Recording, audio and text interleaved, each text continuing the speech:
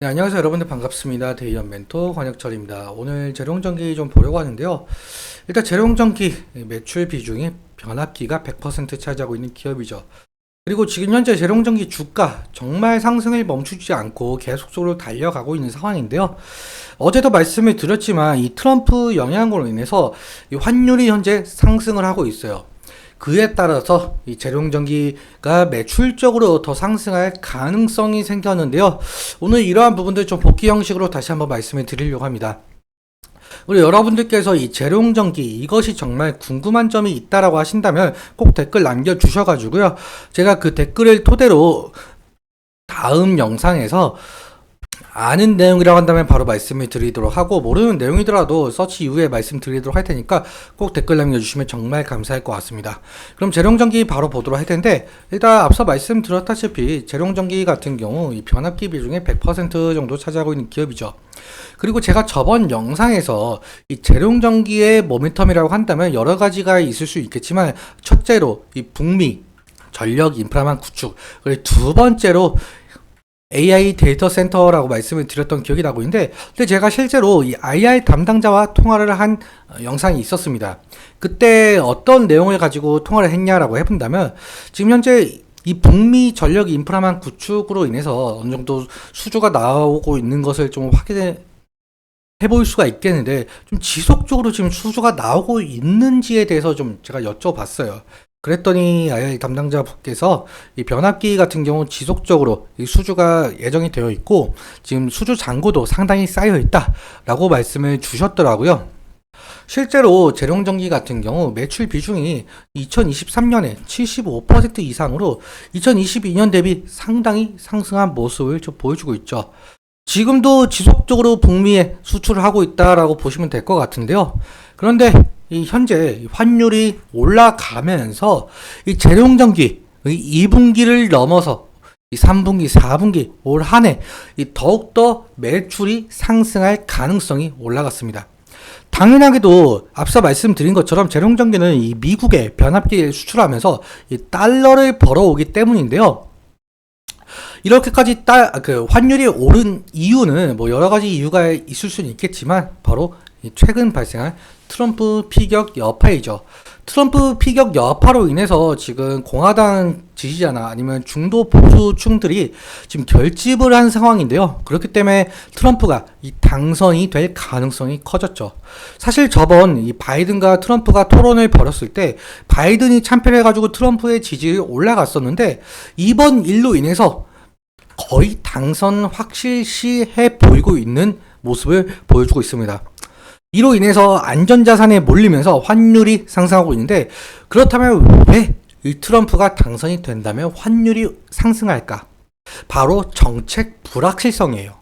여러분들도 아시다시피 이 트럼프 정말 예측 불가능한 사람입니다. 이렇게 시장에서는 정책 불확실성이 상당하다라고 판단이 되기 때문에 안전자산으로 몰리면서 달러 가치가 상승을 하는 것인데요. 이에 대해서 이 재룡전기가 미국에 수출하는 입장이기 때문에 환율 상승으로 큰 수혜를 받을 가능성이 높다라는 겁니다.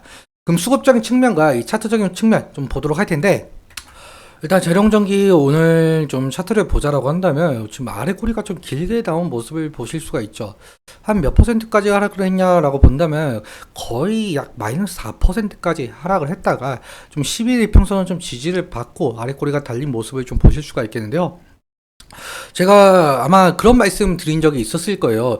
좀 단기적으로 보실 분들은 이 10일 이평선 기준으로 좀 지지라인이 형성이 되는지 지켜보시라 라고 말씀을 드렸었는데, 지금 재룡전기 지속적으로 11일 이평선을 지지해주고 상승 중에 있는 모습을 보여주고 있어요.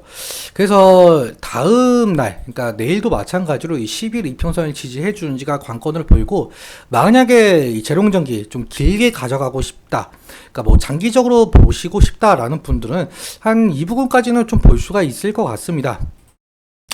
이 부분까지 볼 수가 있겠지만, 만약에 60일 이평선까지는 이탈한다라고 한다면 리스크적인 관리는 필요할 수 있을 것으로 보이고 있고요.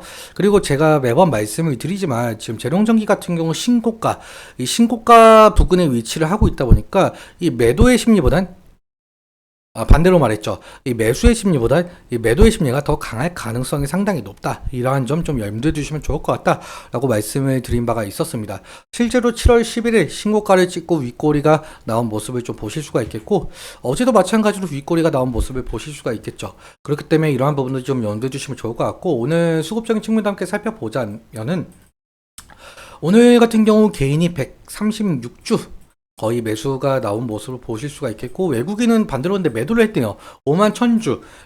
오늘 외국인 매도가 상당히 많이 나왔기 때문에 이 초반에 재룡 전기 주가가 마이너스 4%까지 좀 빠졌었던 것 같아요. 아무튼 이 기관에서 이 외국인의 매도세를 전부 받아주면서 아리꼬리가 달린 모습 이었던 것 같은데요. 아무튼 제가 기간을 3월 4일로 설정을 했어요. 왜 3월 4일로 설정을 했냐라고 해본다면, 재룡전기 같은 경우 3월 4일 이후로 상당한 상승의 모습을 보여줬기 때문에 제가 3월 4일로 설정을 했고요. 3월 4일 이후로 수급적인 측면을 함께 살펴보자라고 한다면, 개인이 270만 주 정도 매도가 진행이 되었고, 외국인은 반대로 250만 주 매수, 기관은 40만 주 매수이죠. 사실 이 재룡전기가 여기까지 주가가 올라갔던 건 결국엔 이 외국인이 견인을 했다라고 봐도 무방할 것 같습니다. 그래서 외국인의 수급적인 측면을 지속적으로 좀 체크해 보는 것이 중요 투자 포인트가 될 가능성이 높을 것 같고요. 그럼 창구적인 측면도 함께 살펴보자라고 한다면, 지금 UBS 증권 오늘 매도와 매수 아무것도 없었습니다. 근데 대신에 거래원 순익 1순위를 좀 지켜주고 있고요. 맥쿼리 증권 다음으로 37만 주 매수 중에 있는데, 이 매도량과 매수량 아직까지 뭐 아무런 것이 없는 것을 볼 수가 있죠. 골드만삭스 35만 주 정도 순매수가 되고 있는 상황인데, 매도와 매수 오늘의 흐름은 없었다라고 볼 수가 있겠습니다. 이 JP모건 서울 창구에서 오늘 매도세가 좀 나왔던 것을 좀 확인할 수가 있을 것 같은데요.